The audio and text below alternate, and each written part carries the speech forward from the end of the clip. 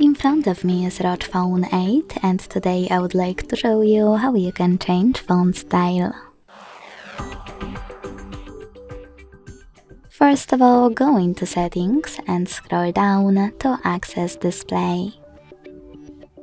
Then scroll down again, click on font style and check out all of those fonts by clicking on the chosen one and looking at the preview above. After finding the perfect one for you, select apply to save it. As you can see, after that, style of my text has changed. Thanks so much for watching. If you enjoyed this video, don't forget to leave a like, comment and subscribe. Bye!